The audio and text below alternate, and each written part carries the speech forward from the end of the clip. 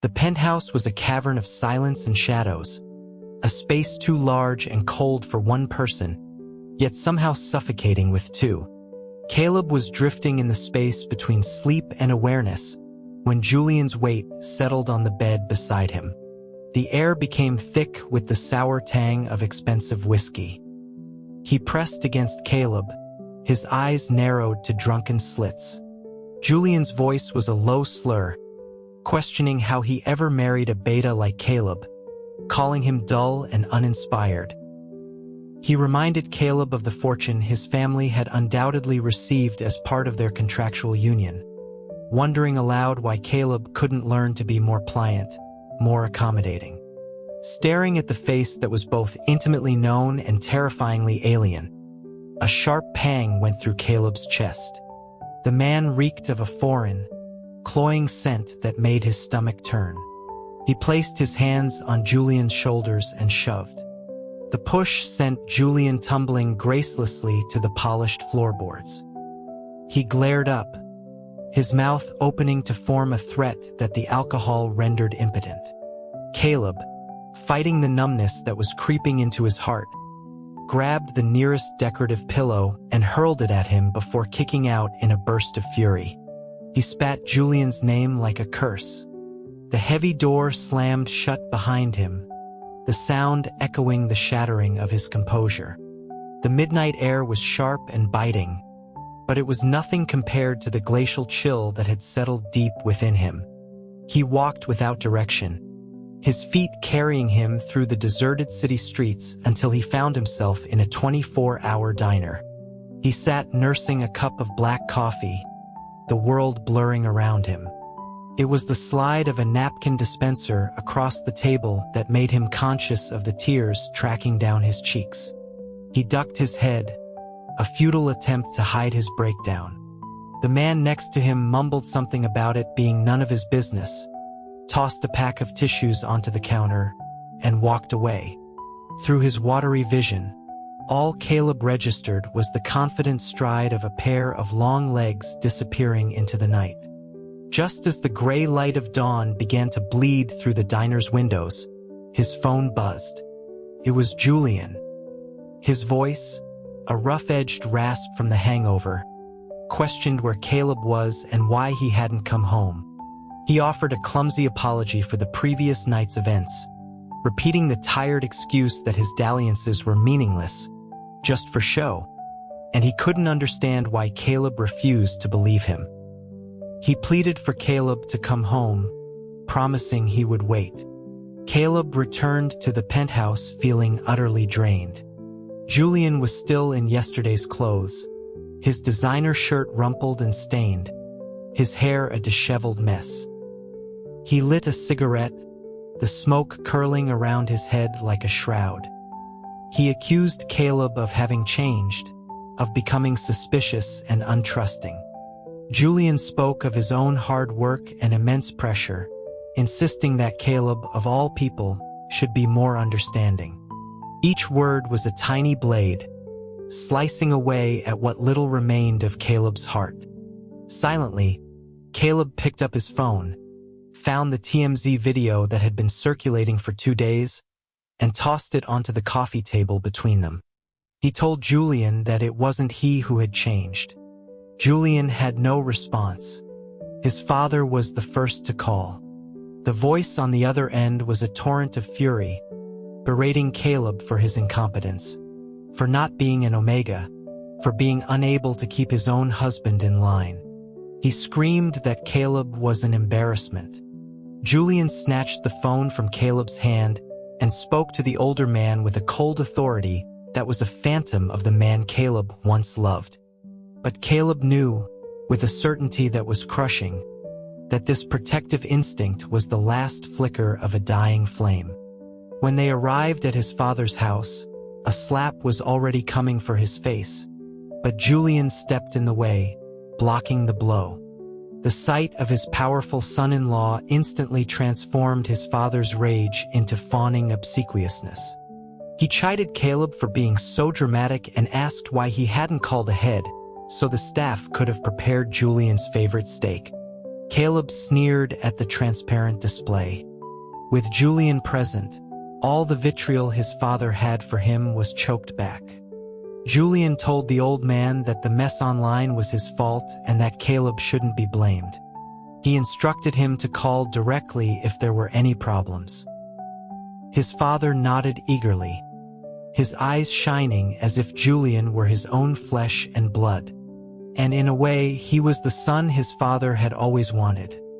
A commanding alpha, not a lesser beta like Caleb. His father lamented that Caleb had always been stubborn and difficult, asking Julian for his patience before shooting Caleb a venomous look. Fed up, Caleb set his wine glass down on the table with a sharp clink. The sound was enough to reignite his father's temper.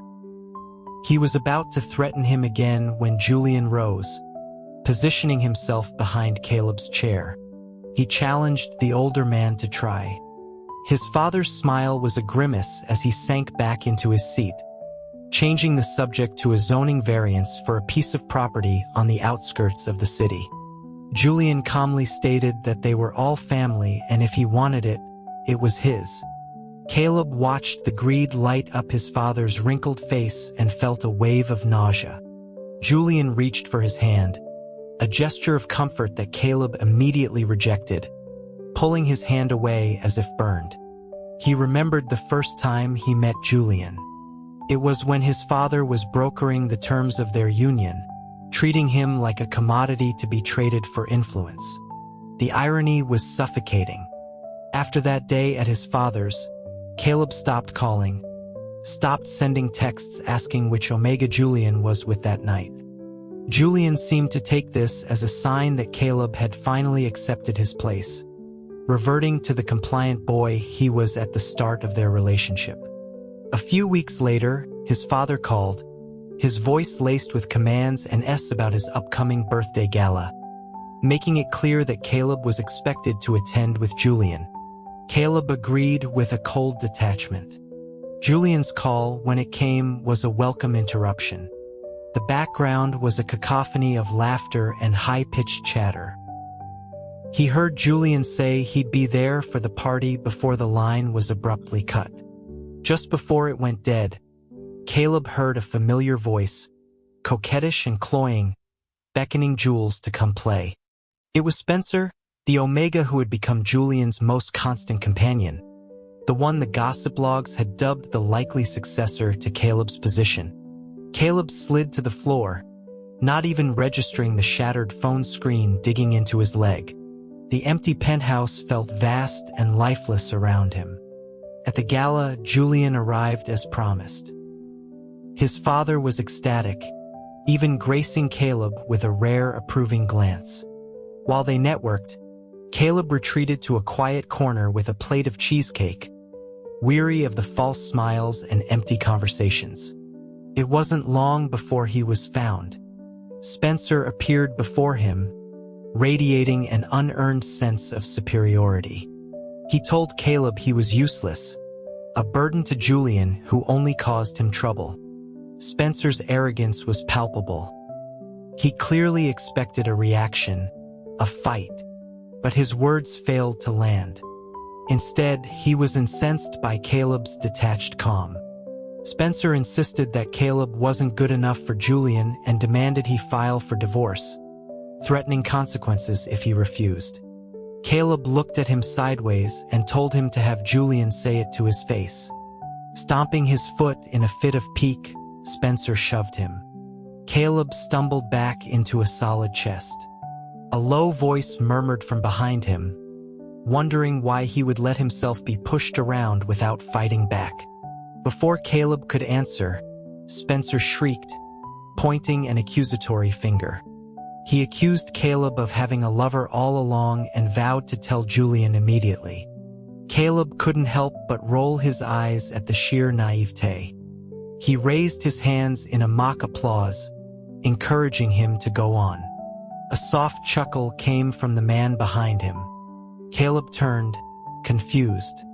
The man leaned in, his voice a low whisper in Caleb's ear, remarking that he must have cried so hard that day he didn't even see his face.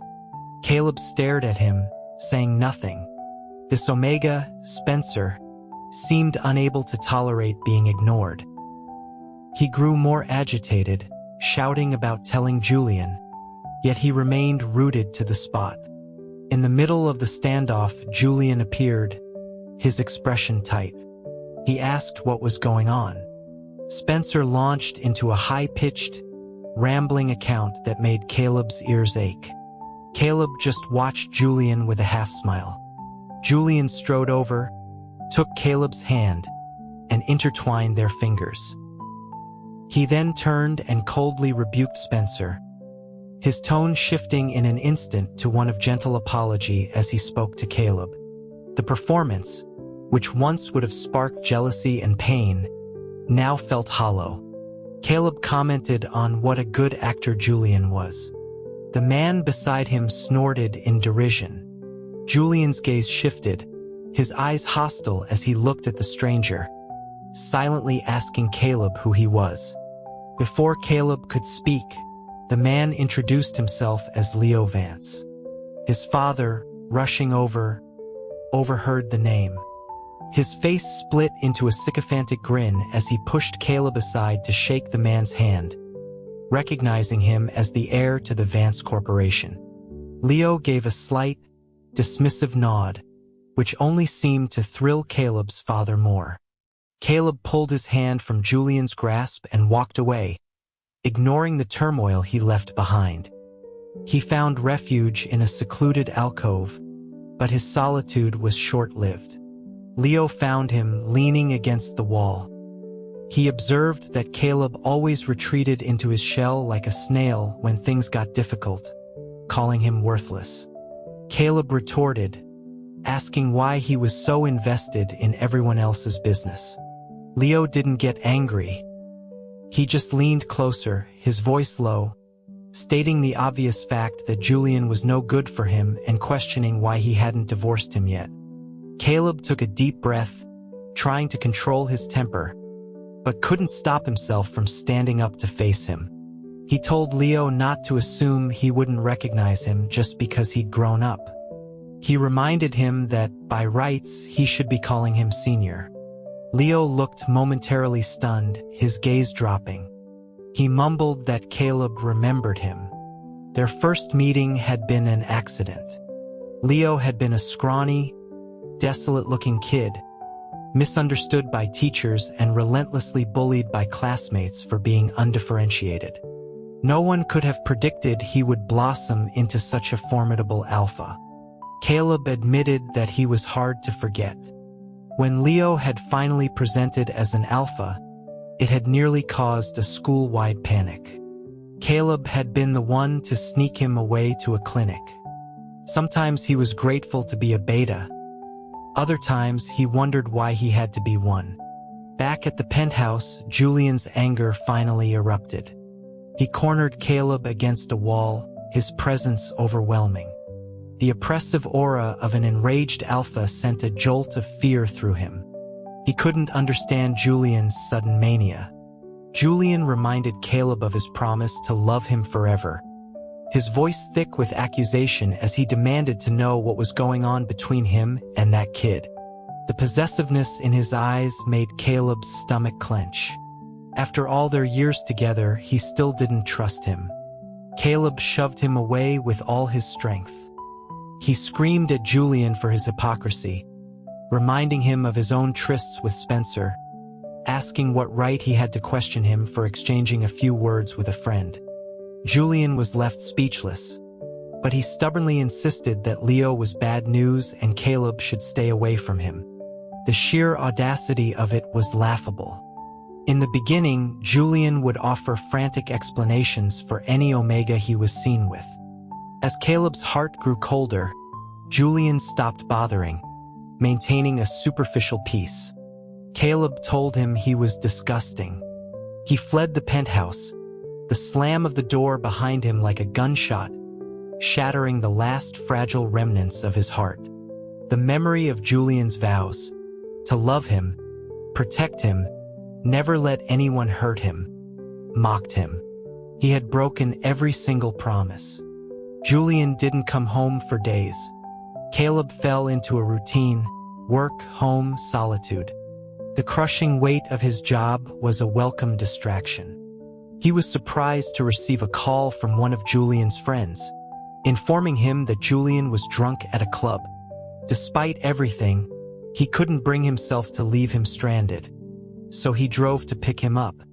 The exclusive rooftop bar, Evernight, was a place Julian had always forbidden him from, claiming it was too loud and that Caleb should wait at home. Now, Caleb could see it for what it was: a decadent playground for the rich and careless. The noise from the VIP lounge was a dull throb. As he neared the door, he heard Julian's distinct laugh.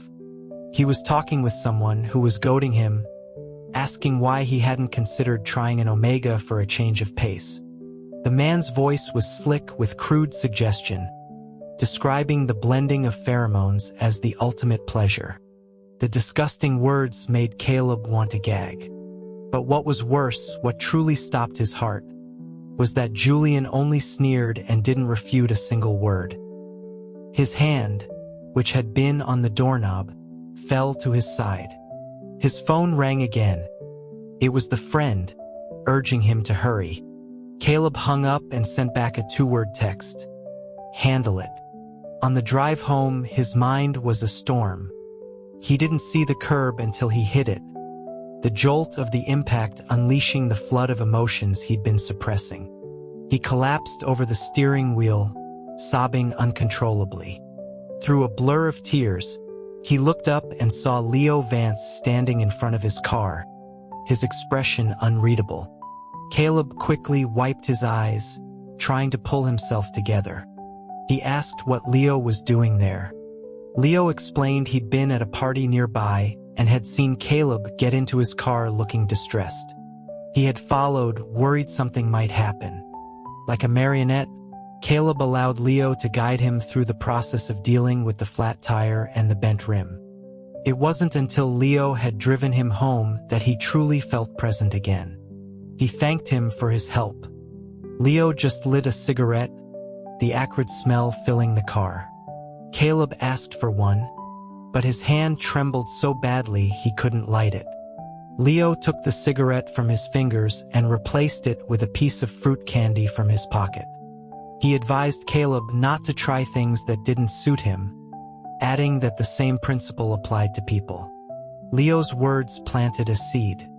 What grew faster than that seed was the impending date of his and Julian's wedding anniversary. Julian had booked a table at a renowned restaurant.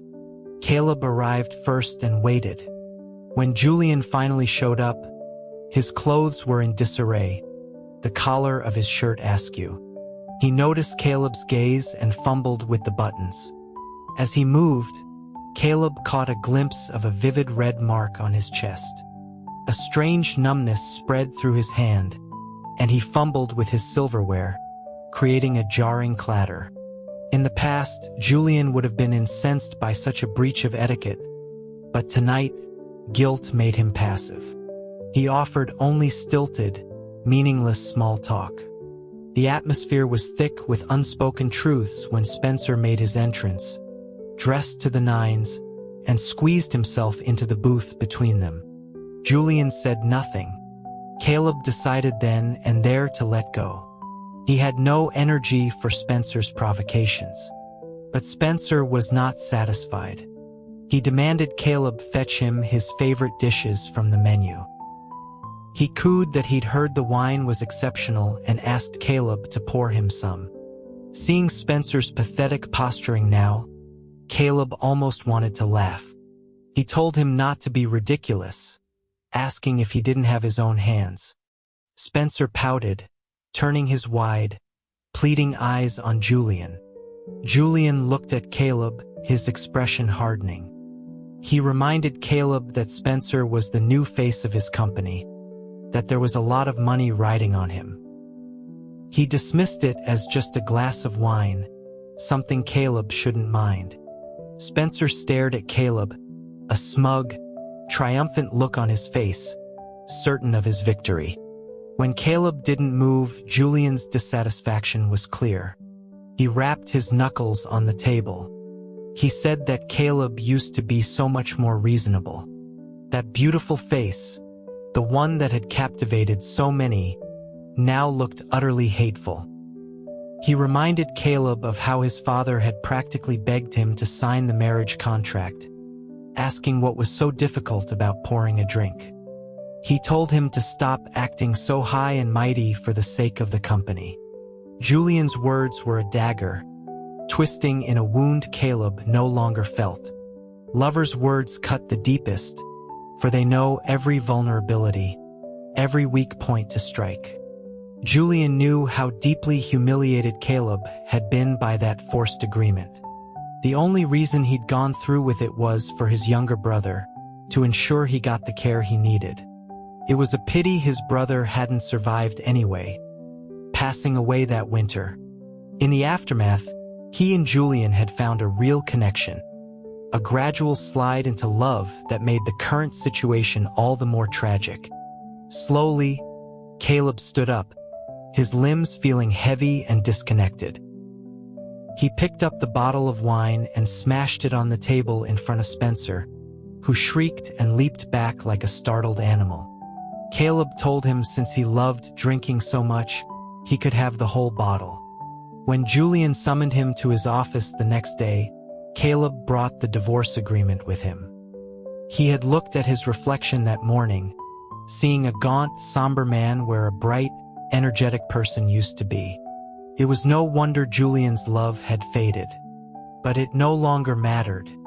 From that day forward, he would love himself. Julian stood with his back to him, listing all of Caleb's supposed transgressions from the night before. He demanded an apology for Spencer. Instead, Caleb placed the divorce papers on his desk. He stated that an apology to Spencer was less important than giving him what he truly wanted: their divorce. Caleb had come with nothing and would leave with nothing. The terms were ironclad. Julian could find no fault. Fueled by anger, he signed his name with a vicious slash of the pen. He sneered that Caleb had finally grown a spine. He was so certain Caleb would come crawling back. The moment Caleb stepped out of the corporate building, the air felt cleaner, fresher. But he couldn't stop the tears that came as he told his friend, Noah. Watching Noah clumsily try to comfort him, Caleb was reminded that friendship was a precious thing. Noah helped him pack a few clothes and personal items from the penthouse. Before he left for the last time, he looked at Noah, took a deep breath, and had him close the door. He was starting a new life. He wished himself a bright future. In the 6 months following the divorce, Caleb traveled and threw himself into his work. The one constant anomaly was Leo Vance. He seemed to pop up in the most unexpected places. As time went on, Caleb suspected it was more than coincidence, but when he confronted him, Leo would just stammer that he was passing through. Caleb tried to ignore him, but Leo was persistent, shadowing him like a devoted puppy. He wouldn't have returned to the city if not for a call from his father. The old man was furious about the divorce and summoned him home only to unleash a torrent of abuse. When his hand came up to strike him again, Caleb caught his wrist and pushed him back. His father, older and weaker now, stumbled. He cursed Caleb, angry that Julian hadn't withdrawn his investments and ruined him. But seeing Caleb's growing closeness with Leo, he had a new plan. After listening to his father's latest scheme, Caleb slammed his suitcase on the floor. He asked if he was planning to sell him again. His father's face, a roadmap of wrinkles, twisted in disdain. He spat that Caleb, a beta, had been lucky to land Julian in the first place, and now he had his sights on the Vance heir. Looking at that ugly, greedy face, Caleb realized his years of tolerance had been a joke. He told his father to stop dreaming, that he held no power over him anymore. He declared that if he walked out that door, he was never coming back. His father, enraged, threw a glass against the wall and screamed that if he dared to leave, he should never return. There was nothing left to miss in that broken home. Outside, Caleb felt adrift, unsure of where to go. He thought of calling Noah but didn't want to burden him. As he stood there, lost, Leo's car pulled up. Leo asked him what he was doing looking so serious. Leo was a natural sun, radiating warmth and light. Caleb felt like a pale imitation. He asked how Leo had found him. Leo admitted he was afraid Caleb's father would throw him out. He noted that the old man was truly relentless and warned Caleb not to agree to any threats. A sudden unease washed over Caleb. Leo took off his sunglasses, and the genuine concern in his eyes was startling. He told Caleb not to worry. He said that while he liked him, he knew Caleb didn't feel the same. He said it so frankly it left Caleb speechless. Leo was more composed, telling him not to feel any pressure. He explained that his feelings were his own, and Caleb owed him no response. He only asked that when Caleb was ready for a new relationship, he would give him priority. Caleb whispered his thanks. A flicker of movement in the rearview mirror caught his eye, and he stiffened. Leo looked at him questioningly. Caleb shook his head, admitting that lately, he couldn't shake the feeling that someone was following him. Upon returning to the city, news about Julian was everywhere. Spencer, the one who had been so loud and proud, had been unceremoniously dropped. Caleb could now view his ex-husband's life from a detached distance. The only lingering problem was his father. He hadn't given up. At a charity ball, he drugged Caleb's drink. Caleb felt an unnatural heat spreading through his body. He retreated to a dark corner, loosening his tie, trying to fight the dizzying sensation. He dug his nails into his arm, the pain a faint anchor. He was a beta. Pheromones shouldn't affect him. His father had resorted to this, a tactic so vile it was sickening. He heard footsteps approaching and flattened himself against the wall. Wary. A figure moved quickly towards him. As Caleb raised a fist, Leo's anxious face came into view as he caught him. He asked if Caleb was all right. The relief was so immense that Caleb's body went limp, and he collapsed against him, instinctively seeking comfort. He could feel the heat rising in Leo's ears. Leo stared down at him, helpless, as Caleb's hands roamed, noting the firm muscles under his shirt. His vision grew hazy. Leo scooped him up into his arms. He said he was taking him to the hospital. Caleb, feeling a wave of relief, breathed teasingly against his ear. A vein pulsed in Leo's neck, and he swallowed hard. He warned Caleb through gritted teeth that he never took advantage of a situation. But, he added with a low growl, once Caleb was better, they were going to have a talk.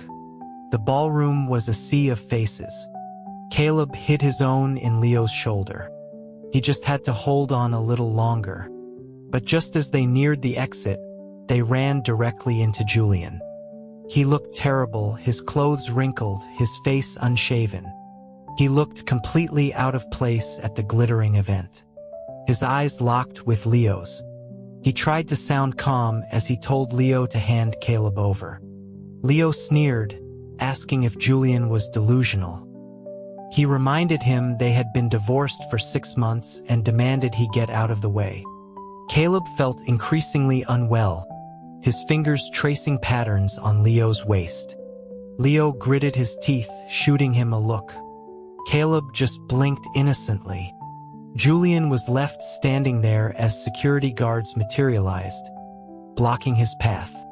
He could only watch, powerless, as Leo carried Caleb away. The once mighty Julian was nothing against the power of the Vance family. Seeing Julian's defeated expression, Caleb chuckled. He asked if he was making Leo's lap hot. Leo, more irritated than ever, told him to shut up. At the hospital, It took several treatments before the drug's effects finally wore off. Caleb lay weakly in the bed, sipping broth. Leo asked him what he wanted to do about his father. Caleb's answer was immediate: call the police. As a child, he'd been afraid of him because he was bigger and stronger. As a young man, he'd been controlled because his father held his brother's life over his head. Now he was free. The prison walls were down. It was time for it to be over. As the police led his father away, the old man shot him a look of pure hatred, spitting that a beta like him was useless, vowing to see him locked up too. But his father had made too many enemies and done too many illegal things in his life. He wouldn't be getting out for a very long time. The house was empty. His life felt empty. He lay on his bed, exhausted, when Julian called. His voice was a dry croak. He asked if he could see Caleb. A strange premonition prickled at Caleb, but he couldn't place it. He asked what was left to talk about. But after Julian's desperate pleading, he agreed. When he opened the door to their old penthouse, he found Julian in the kitchen. He had recreated the scene from the night he had first proposed, filling the apartment with flowers and candlelight. Caleb wondered what this pathetic display was for. Julian had cleaned himself up, but there was a frantic, haunted look in his eyes that Caleb didn't recognize. He asked if Caleb would give him a chance to pursue him again. Caleb found it so absurd he could only stare. He asked why he should give him a chance, what had happened to Spencer, to all the other sweet-mouthed Omegas. Julian sank onto the sofa, burying his head in his hands, and a torrent of explanations poured out. His company had been in serious trouble for over a year. His affairs had all been transactional, desperate attempts to secure investments to fill the company's financial holes. He swore he had never touched any of them, that Caleb was the only one he had ever truly loved. Caleb asked about Spencer. Julian was speechless, pounding his chest in anguish. He fell to his knees with a thud, apologizing. He claimed Spencer had been an accident, that someone had induced his heat, and he had been too drunk. Caleb snorted. Even without love, the lie was disgusting. He told Julian to stop pretending. Spencer was the favored son of the Chen family, their only Omega. Securing him would have saved his company entirely. Caleb guessed that Julian's current hardship was because he had failed to secure the union and was now facing the Chen family's retaliation. He asked how Julian could have possibly gambled with such high stakes and no guarantee of winning. Caleb's words punctured the fragile bubble of his lies. Julian collapsed. He knew everything. In that moment, Caleb felt a flicker of pity. Julian was, in his own way, quite stupid. Ignoring Julian's pleas, Caleb left. When he got back to his own apartment, he found Leo sitting on the doorstep, chewing on a blade of grass. The moment he saw Caleb, he jumped up, following him inside like a nervous shadow. He hesitated, frowning so deeply a fly could get lost in the wrinkles. Finding it amusing, Caleb deliberately ignored him. Finally, Leo couldn't take it anymore. He planted his hands on the table and, as if to bolster his own courage, demanded to know what was going on with Julian. Caleb watched him with a wry smile. Leo's bravado crumbled. He turned to leave, muttering about how there was nothing he could do. Caleb threw a sofa cushion at him. He told him there were no old feelings left to rekindle. He just wondered how he could have been so blind back then. Leo was overjoyed, agreeing that it was because he was blind. He quickly corrected himself, adding that now Caleb's eyes were sharp. He must be able to see a true lover when he saw one. He winked. Caleb pretended not to notice, murmuring that some things couldn't be rushed. Julian didn't give up. He started showing up every few days, much to Leo's growing resentment. Caleb couldn't explain it, but something about Julian had fundamentally changed. There was a new depth to his gaze, a mix of pain and a strange, inexplicable fear. He called constantly, begging for forgiveness, until Caleb finally blocked his number. One evening, Julian was waiting outside his apartment building and saw Leo dropping him off. He froze, staring at them. He asked if they were together now. Leo snorted that thanks to him, not yet. A flicker of hope ignited in Julian's eyes. Leo mocked him, telling him not to get his hopes up. Caleb was just hurt and didn't trust love anymore. It wasn't because he still had feelings for Julian. Julian was left speechless. Caleb stepped forward, telling Leo it was time to go, that it was time for them to start their own lives. Julian cried out in pain, shouting that Caleb didn't understand, that if Caleb didn't love him, he would never have a new life. He lunged forward, grabbing Caleb's arm, his voice a desperate scream. He begged Caleb to forgive him, to start over. He swore he would never look at another Omega again, that they could just have a quiet life. Leo's fist connected with Julian's face. The two men scuffled, but Leo was stronger, his blows precise and brutal. Within moments, Julian was on the ground, groaning. Leo stood over him, calling him a pathetic, sick bastard. He demanded to know if Julian's father had ever taught him how to love, how to care for another person. Caleb pulled them apart. He looked down at Julian and told him, for the last time, that he would never forgive him and never love him again. There was nothing left between them. He warned him that if he ever bothered him again, he would call the police. Julian's face twisted with an ugly emotion as he finally retreated. Leo turned and wrapped his arms around Caleb, his own voice thick with emotion. He wished he had found him sooner, so Caleb would never have met such a monster. Caleb was momentarily stunned by the sudden display of vulnerability. Out of the corner of his eye, he saw Julian still lurking in the shadows, watching them.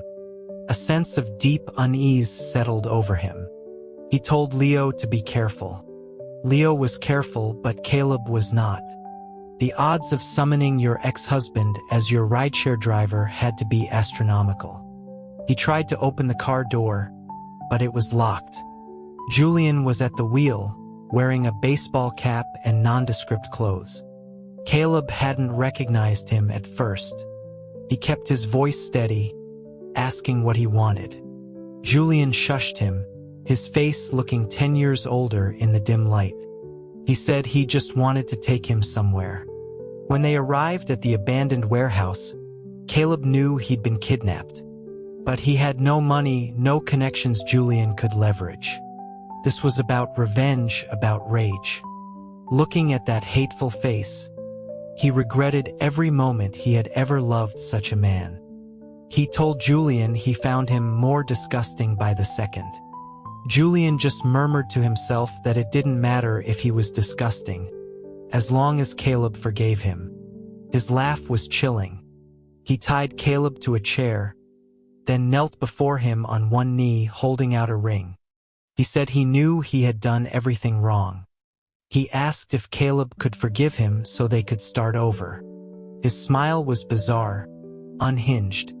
Caleb told him to stop dreaming, that he would never forgive him. He wondered how Julian had unraveled so completely in just a few months. Suddenly, Julian clutched his head, squatting on the ground and screaming in agony.